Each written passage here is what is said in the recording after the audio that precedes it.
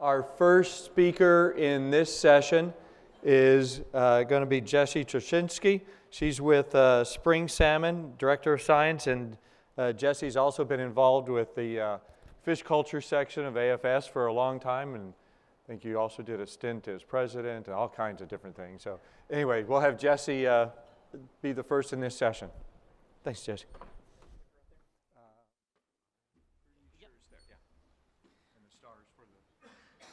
Thank you. Thanks, Kevin, and the F3 organizers. This has been a really enlightening few days for me, so thanks for that very much.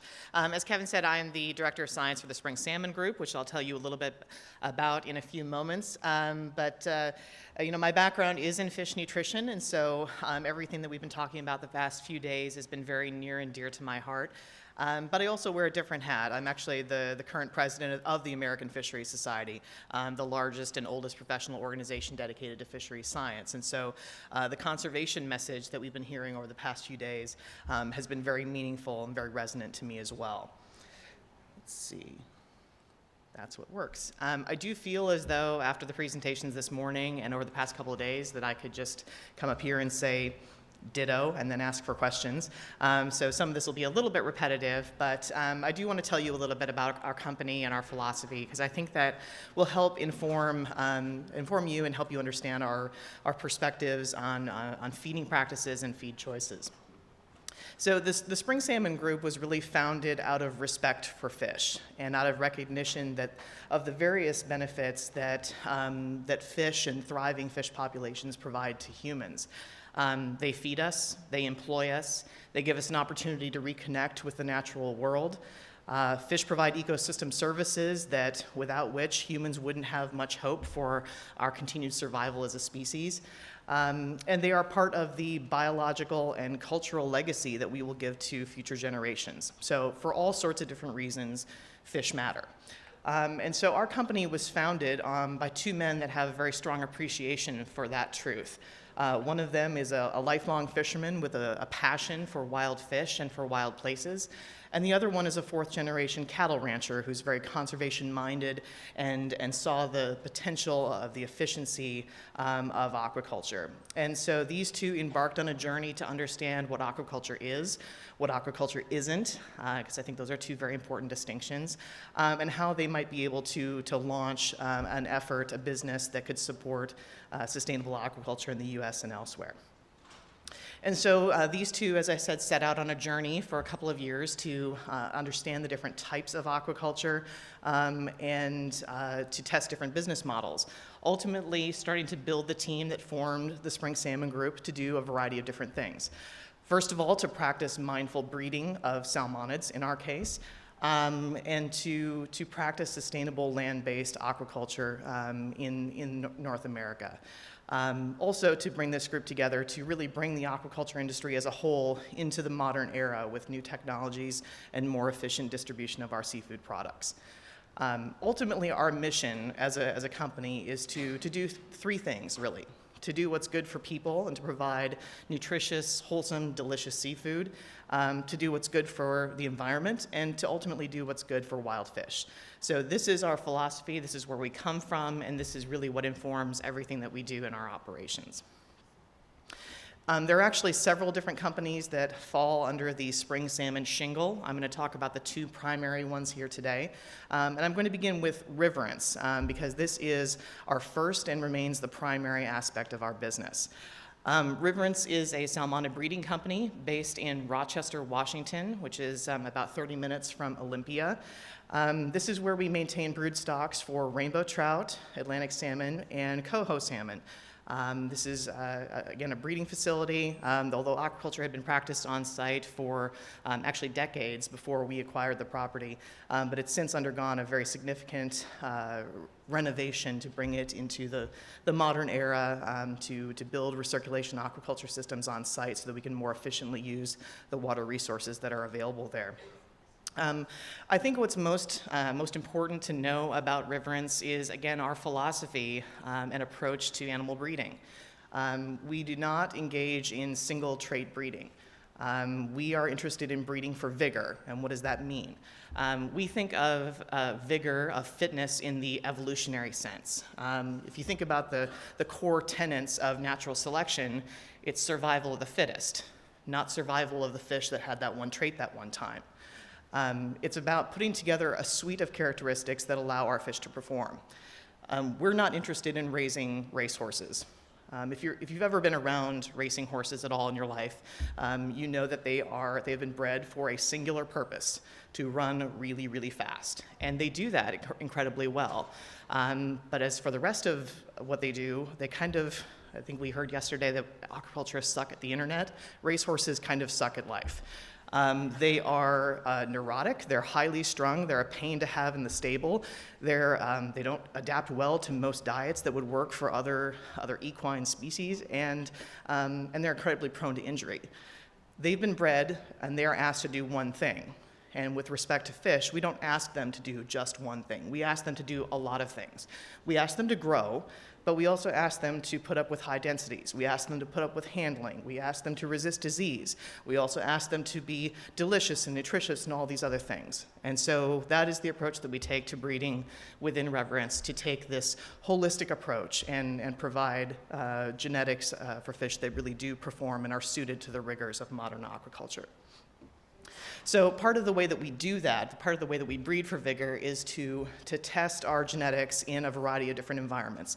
And we work with different customers, and they provide us information about how our different families perform in their culture settings.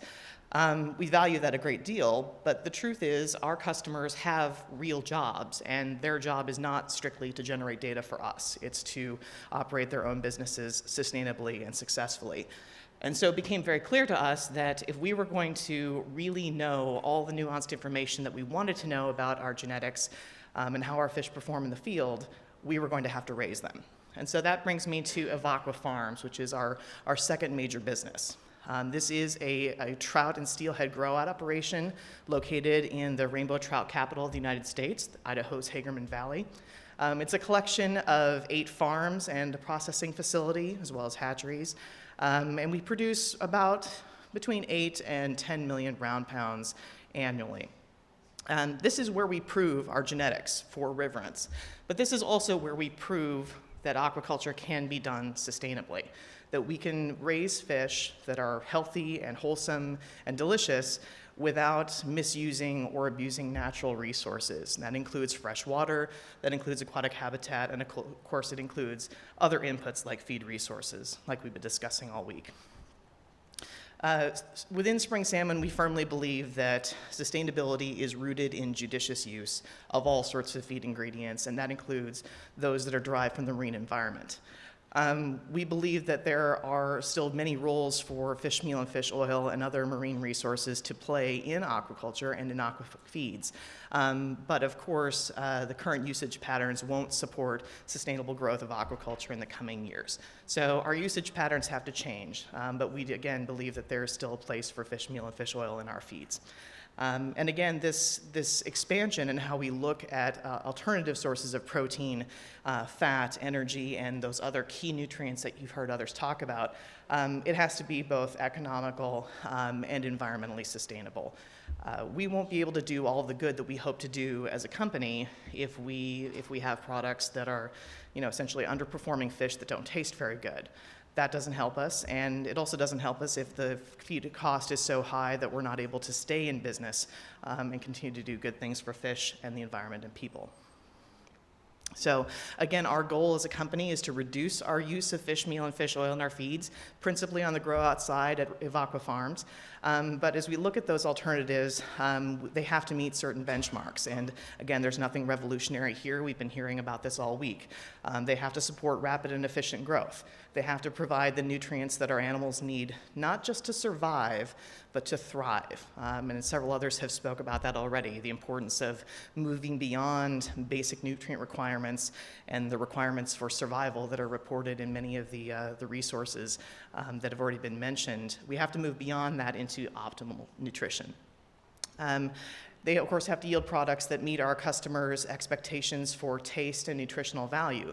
Because again, if we're not raising a product that people want to eat, we might as well pack it in and go home. And again, the feeds do have to be cost effective. We recognize that cheap feed is often just that. It's cheap feed. The high quality nutrition that we expect, that we need as a company, is going to come with a higher price tag, and we recognize that.